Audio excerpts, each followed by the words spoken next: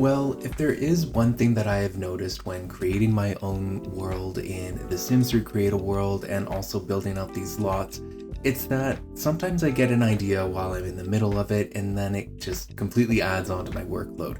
And that's really the story of today's build as well. And I'll get into it in just a moment. So for those of you joining me and just discovering my channel, my name is Michael and I want to welcome you to Sovereign Gaming in Life Sims, the YouTube channel where I build worlds, lots, and share my thoughts on video games in the life simulation gaming space. Now today, we are continuing to build out my project of SimCity and really building the lots that really inhabit the world that I created in Create a World, and you can catch that series on my channel as well if you would like to watch that alongside with this. Now, with today's build, we are indeed building out the consignment store, and it turns into a project that ended up having, well, how do I put this? I ended up tripling the work that I needed to do in it, and it just really evolved out of the vision that I had from it. But as you can see on screen, I am starting off this episode a little differently, and I'll explain my vision on the consignment store shortly and how it evolved. But right now, as you can see, I'm just kind of showing off where we are with the Oldtown neighborhood development. I promised I would do this in the last video, so I really wanted to show you guys where we have been in terms of building out those 2 apartment lots, the restaurant for Oldtown Station. We've also built a bar as well. Well, not a bar, but a private venue, and also Miss Lucille's Bakery. And then there's of course like the diner, the elixir shop, and the fire station that we completed in the last episode there. So yeah, we've been doing a lot of work in terms of where we've come with the Oldtown neighborhood, and we're almost done.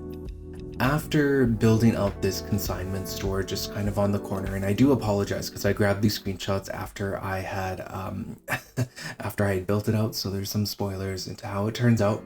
But after we finished doing that, I just kind of wanted to point out that we've really only got 2 more lots left, and that's going to be the boardwalk, which is going to be easy for me because I'm literally just going to copy and paste the boardwalk roller coaster lot from the Roaring Heights custom world that you can download from the Sims 3 store, just because it's an awesome lot and I just need to make a few tweaks here and there for that. So that's just going to be a copy and paste job. But I also wanted to share with you guys that the next episode after this one is going to be the festival grounds lot, and that is a build that I am very intimidated by because I have a couple of ideas that I'm running around, but it's one that I'm actually going to collect a series of references. Like before, when working in Oldtown, I was just doing a couple of references here and there just to get that New Orleans French Quarter architecture, or at least to build inspired based on that, I should say. I don't think I completely nailed it, but but yeah, for the festival grounds, it is a 64 by 64 lot, so just like the boardwalk. So it's going to be a much larger lot, and there's a lot that has to go into it. Essentially, when building a seasonal lot, specifically like a festival grounds lot, you are having to build the lot in its form in the beginning, and then you have to pretty much quadruple your work after that, building for each season. But that's not what this episode is about today. I just kind of wanted to stop and share with you guys like how far we've come in terms of building out the Oldtown neighborhood and what is just kind of left to do. And no, I'm totally not going to split up the festival grounds episode into into several episodes. It'll just have to be a longer episode. So yeah, very intimidated by what's to come after this, but hopefully, you know, fingers crossed I can do it. Now with that said, let's focus on the speed build of the lot that we are building today, and that is going to be what is technically will be known in the game as the consignment store for SimCity.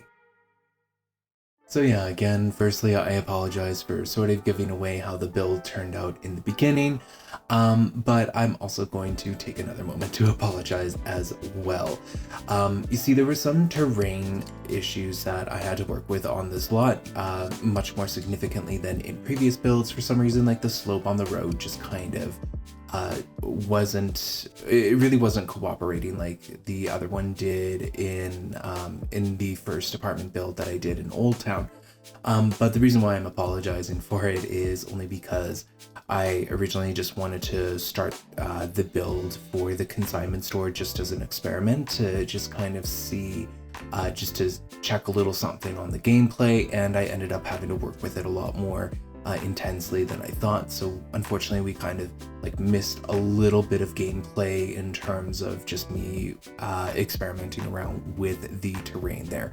But yeah, the terrain here is a little more difficult to work with. I decided that the solution that I wanted to have was just to kind of just have a foundation base that would run from the highest and reach to the lowest point.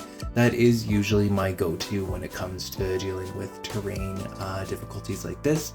Unfortunately, what ended up happening is that there was still like some tearing in the terrain even after I tried endlessly to smooth it and all that, even after just like painting the sidewalk and all that. It just ended up tearing anyways. So there's just really no way for me to really work around that, but from certain angles, it actually does look very good. So even though there was some difficulty when it came to the tearing of the terrain, I did end up liking what it ended up looking like, and that I was okay with. So yes, as you can see, within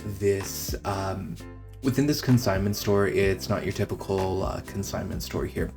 And what I mean by that is that the vision that I had for this area is that it was really going to be this commercial corner where it actually had several kinds of shops in it. And so you'll see me place down some of the basic objects that you need to run some of these stores. And that was what I was experimenting with, is to see whether or not it was even possible for players to purchase this lot and then run it, and then run their own store from it, as well as like managing other businesses. Because the idea that I had in my mind, and the experiment actually did prove successful, is that just by placing like a barista station in there, it just spawns like a barista. And if you just place like the consignment store register, it spawns the store or the cashier for that. And so yeah, I decided that I really wanted to make this location a lot more predominant and not just a one-trick pony, essentially. I just didn't want it to just be solely focused on the consignment store. I also wanted to add in a cafe and also a toy store as well, like a historic old school toy store that you see from those old Christmas movies and all of that. And seeing as how it's the holidays, I guess it kind of all is a little serendipitous in how it all came together in terms of releasing this build when I'm releasing it, which will be in December. I'm actually recording this in the beginning of November, believe it or not. And yeah, I remember those older films where where the toy store was just magnificent. And I don't think I completely captured it, just because I don't think I was really finding the right references that I needed to. But I really love the idea of there just being like a magnificent toy store, and you can find it just in this little corner here. Speaking of which, I did name this entire commercial lot, I guess it's a strip mall in a way. But yeah, I named this Oldtown Corner. It just kind of seemed to fit, and that was really what I was going for in terms of the big vision. I just wanted it to be a collection of stores. I wanted it to have a functioning cafe. And then of course, you've got the consignment register, which functions as well. So it kind of solves for all of those needs there. And that's why I said in my intro that I really ended up tripling my work, because instead of just building one store with a couple of those hidden room markers dropped into some of the empty blank ones, I decided to build 3 functioning ones. So and they all needed to have their own themes and inspirations, so that's why I honestly tripled my work here. Since this will be pretty much the last time I actually use the French Quarter from New Orleans as inspiration for the rest of Oldtown, I really wanted to be loud and be bold with the final set of buildings that I wanted to end off the Oldtown French colonial architecture with. And so I took a lot of inspiration from Esplanade Avenue in New Orleans, Louisiana. And so that's really where these bright colors and these bright color palettes are coming from, is that I really wanted the exterior to be something that's very bold, something that's very loud, and something like color schemes that are almost like, you know, if it was in any other area, it would be obnoxious, but because it's in Oldtown and because it matches the rest of the architecture, it's actually more quirky. So that's why I chose the different color schemes that I decided to choose, is just because I really wanted to end off like the French colonial architecture with a bang, and to just really try to, you know, make it a little more louder than some of the other buildings that I have been using before. And since like technically at least the ground levels on each of these buildings is something that players can interact with, I felt that it was certainly something worth doing, just because every shop can technically be visited and shopped by the players, and I guess NPCs and townies as well. So yeah, that was really the reasoning behind the from the exterior coloring decisions that I decided to make. Now, when it comes to the insides of each of these buildings, it's totally going to be a different story, and you guys are going to see that as well. Even with like the doors, and thankfully I chose doors that I can decorate the inside and outside, or sorry, the interior and exterior of, so I can change those colors and really just kind of show that even though the outside is very bold and very loud, and probably actually, now that I think about it, regulated by a heritage committee, the inside is something that is totally left up to the owner's discretion and to their own creative whims and whips and all that. So yeah, even though the exteriors are very loud and very bold and all of that, the interiors sometimes paint a different story.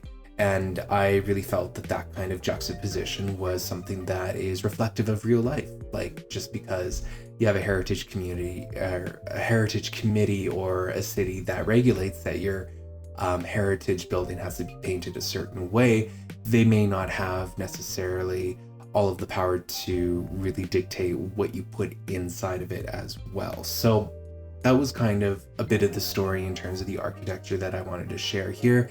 And because it was such a prominent corner in this city and for the Oldtown settlement, I felt that it was also very important to have something a lot more louder, a lot more brighter, and something to catch the attention of Sims and also players alike. Some of the lore that I can share behind Oldtown Corner here is that it's kind of fun in that originally, and you'll see me place it eventually, it was the only place in the Oldtown settlement where there was a big clock. So people could only tell time by just walking by Oldtown Corner and just looking at the big clock that's up there. Now, granted, the town clock that I use is not that huge, I know, but that's the only clock we got in the game, and I'm not willing to download outside of the Sims 3 store and all that. I'm very, very clean when it comes to downloading outside of like the Sims 3 store, or even like doing any kind of downloads with the Sims 3. Like, I've even done some mods that I normally wouldn't have done, and I'm very impressed with what I've done. But that's a whole other thing. I'm kind of getting distracted here. So yeah. Oldtown, people like had only had the clock at Oldtown Corner. People would come by, and then one day a business owner just kind of came by and noticed that there was a lot of eyes on that particular plot of land, and so they decided to develop it into the commercial corner that it is, starting with their toy store. So that's kind of the historical story that I wanted to place with this particular lot in Oldtown, something that was nice and inspiring, as opposed to it being steeped in like red tape and stuff, which is usually the storylines that I go with. But yeah, I really liked that story, and so I decided to place it in the lot's description and all of that. Now, as you can tell on screen, the first, I guess, store, I guess, yeah, store, it's not a store, it's a cafe. And the first, the first tenant that takes up the commercial space, there we go, that's the word, is going to be the cafe. And with this cafe, I might overdo this city with cafes, so I do apologize in advance, but with this particular cafe, I really wanted it to be like an indie cafe and a place where you just kind of go. It's a little more, it's very bohemian in that it takes a lot of inspiration from nature, and it's just very much like what you would stereotypically think an indie cafe would be like, or at least that was what I was trying to go for. So there are mismatched chairs, there's a lot of the brick work that is in here that just kind of shows that it's a little more industrial in terms of some of the themes that it plays with, and that it's really just there to be that quirky indie cafe that you can go and just like chill out at. So that's really what the vision was when developing it. But one thing that it really does is it actually helps to activate the alleyway a little more by giving it an upstairs and actually a little bit of an exterior to enjoy your cafe or enjoy some of your small treats that, sure, they might not be as high quality as what you would get at Miss Lucille's bakery, but the cafe here would certainly be that quick grab and go. You just kind of meet with friends and hang out for a little bit. Like, you wouldn't be so enamored by the baked goods like you would at Miss Lucille. So that's kind of the vision that I was going for there. And the reason why activating the alleyway is kind of important, and even though technically it's not an activation of the alleyway, but it is helpful to activate it in a visual sense. I hope that kind of makes sense.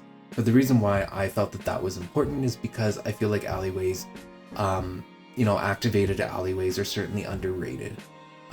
Back when I was working abroad, there was this cafe in Sydney, and it was in an alleyway, like Sydney, Australia, and it was in an alleyway, and I really enjoyed it. I had my first flat whites there, which, apparently is pioneered in Australia. I don't know how accurate that is, but it was very good. It was great coffee. It was an awesome atmosphere, and I thought I would never find it again.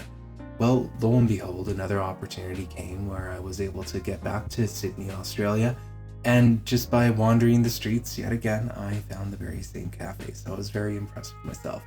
Now, would I know what it was called? I would not be able to tell you, just because I really never paid attention to what it was called. I just knew how to get there.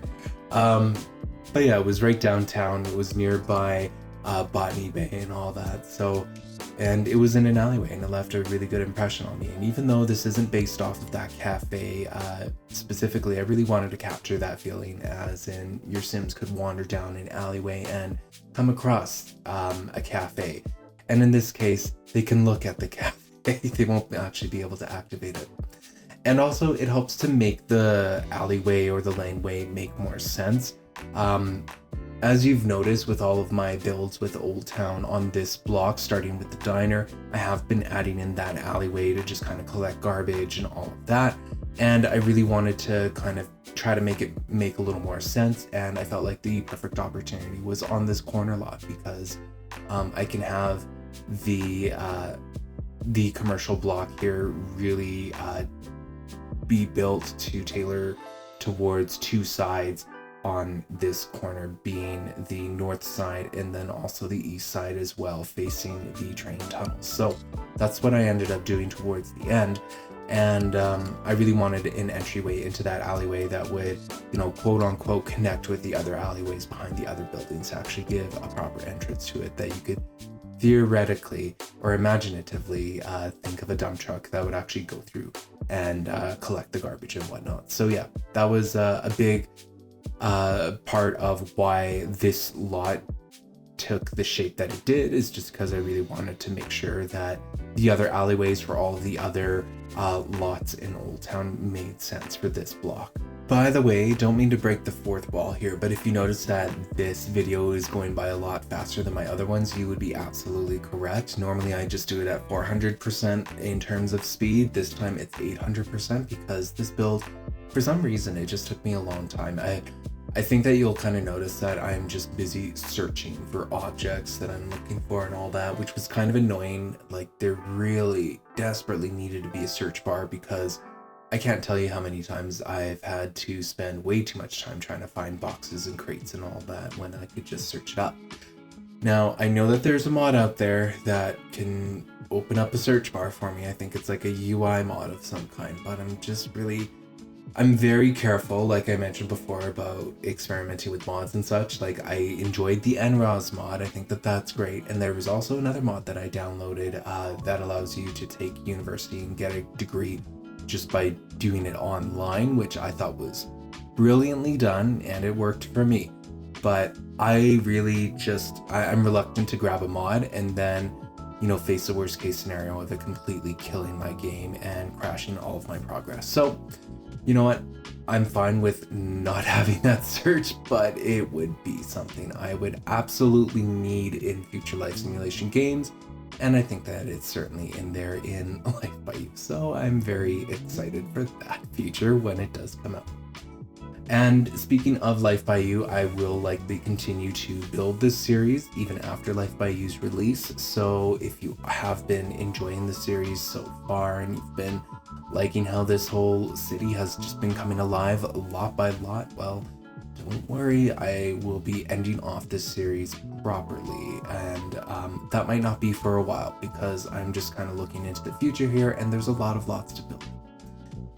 Anyways, like back here, I think you guys would have seen me like use the randomize button for some of the tables and the chairs, and that is a button I think is a little underrated just because I feel like sometimes I get caught into thinking creatively within certain parameters. And that randomized button can help me reach out beyond it. Like, there's a wood table in the outdoor cafe portion that's like this nice rustic blue, and I might actually go back and just like quickly save it as a style because it just looks actually pretty beautiful, and I would love to like use it again in some sort of a bohemian build or some sort of an industrial build moving forward. And speaking of this cafe, we've probably moved on to the consignment store process already, but just to speak a little more on the cafe, in terms of like how satisfied I was with it, I would give it like a good 7 out of 10. Like, I don't think it was some of my best work for the indie cafe itself. In fact, like, it might be one of those things that I go back and edit. I know I keep saying that in every episode, but like each time I watch this, I'm just like, okay, this could be better, that could be better, etc., etc. And the edits that I would make is I would actually try to make it a little more industrial. There was a good, there was a great little thing that I found on Pinterest, like of a cafe design, and it looked a little more industrial. It had more metal elements to it, and I just kind of, I kind of wish I went in that direction a little bit more, and it had a little more like bolder blacks and stuff. Another part of the problem is also like the exterior is like this blue and orange as regulated by the city government, I suppose. And I guess if I really wanted to, I could have changed that too, but I really like how the blue and the orange looked on the exterior, so I won't be touching that at any point in time. Alrighty, with that said, we are now actually in the consignment store itself. And the inspiration that I was really taking for the consignment store is just that it's this vintage store. And I kind of say that a little loosely because it's more like a vintage store that's gentrifying itself to being like an upscale store. Like, how you have those like quote unquote like fake vintage stores in your cities and they're like really upscale prices and you're just like, why is this that kind of a price? Well, that's sort of the look and feel I was going for with this consignment store. Like, you just kind of go around, you see that there's a bunch of items here that seem a little random, but it feels trendy for some reason. And then when you go to look at the price tag, suddenly, it's way out of your budget. And that's really what I was trying to go for here. Just like, So I guess like faux heritage, or not faux heritage, but faux vintage, if that makes any sense. Like it's trying to be vintage. It's trying to use the whole like vintage look and all that, but it's really not at vintage prices. Maybe it's just not authentically vintage. But yeah, that was really the look I was going for with this consignment store. And the reason why I really did that is because I felt it kind of showed that the Oldtown area is changing a little bit in terms of its businesses, and some businesses are indeed gentrifying. I guess the cafe in a way is also something that gentrifies just a little bit as well, but in this case, like this is very much evident that the area is changing. It is undergoing some sort of a change, and new businesses are moving in, and this is now more of an area that is trendier than what it was in the past. In the past, it was more charming. Now it's actually trending. And when it's trending, more money is coming in. And this is where that money comes to. It comes to this consignment store. And yeah, so this consignment store wasn't originally, I was originally thinking about like making it like a closed store, like trying to board up all the windows somehow. Don't ask me how I was going to do that. Like I know that there's like that mansion lot that had boarded up windows, but it would have just clashed with the exterior way too much. And I was gonna like make it more like a black market, but as soon as I started building it, I was just like, no, this area is just way too popular to have an abandoned building in it, and that building's also got to deliver.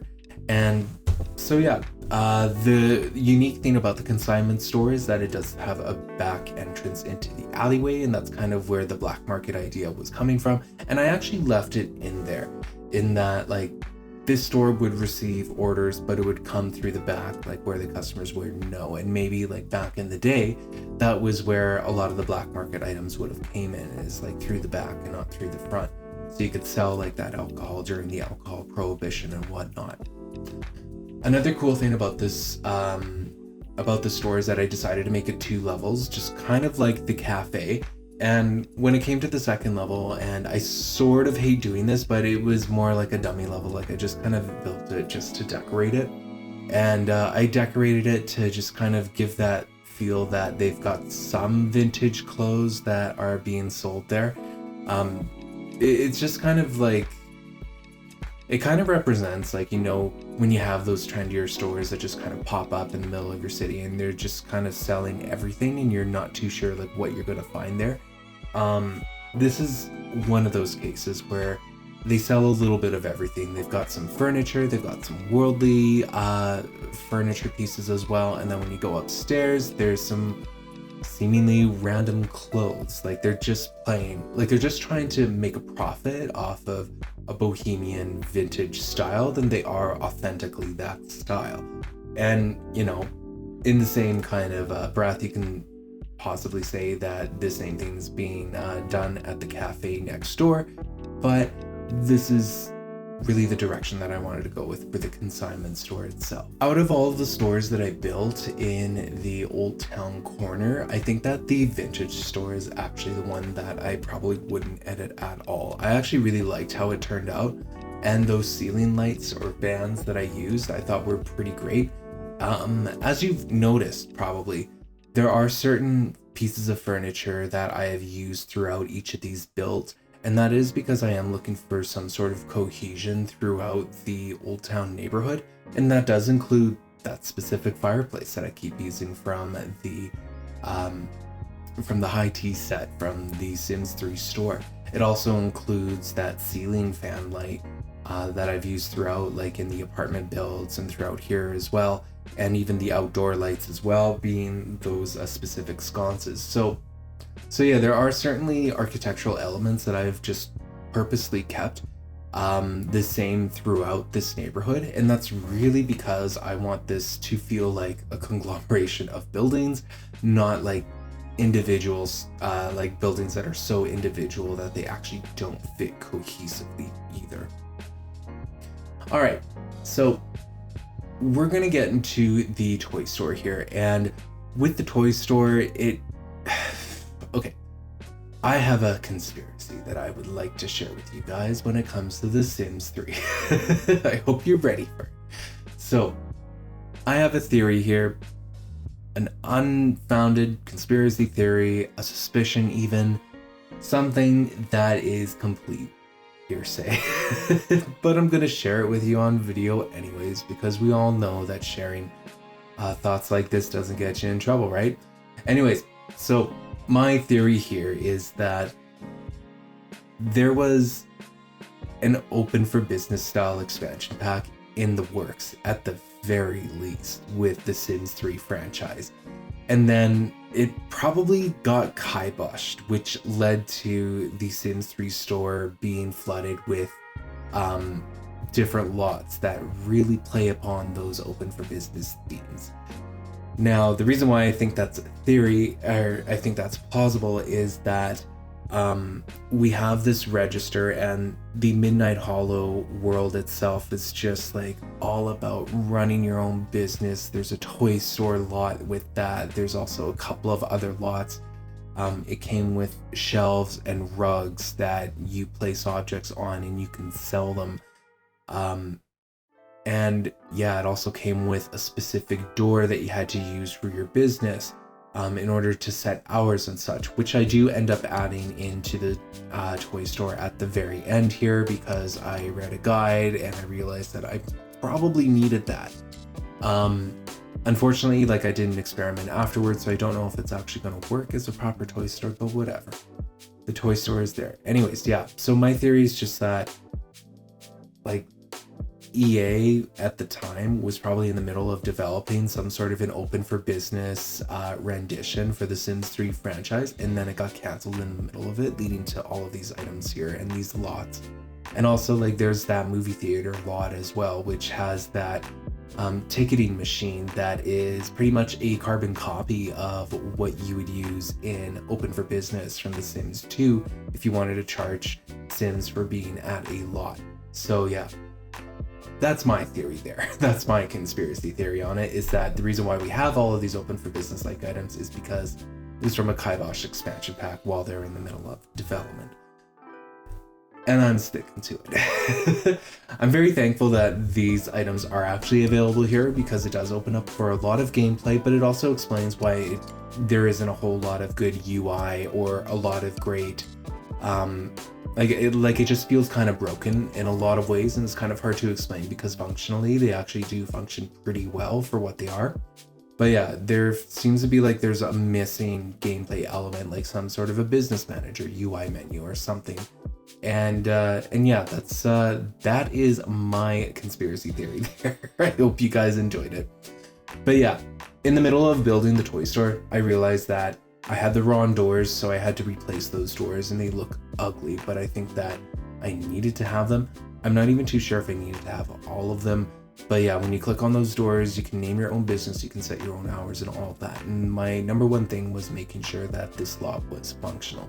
So when players actually come to build and play, if players choose to own Oldtown Corner, really where their gameplay is going to be mostly done in is in the toy store. Or if they want to change it to something else, of course, that is completely fine as well. But yeah, that is where most of their gameplay is going to be, because they're going to have to actually create the products, they're going to have to actually hire the cashier that works there, etc., etc. Whereas like with the cafe and the consignment store, it just kind of takes care of itself, in that you'll have Sims just visit there, they'll buy their coffees, or buy the consignment store items. Not that I've ever like really seen that from townies and NPCs, but whatever.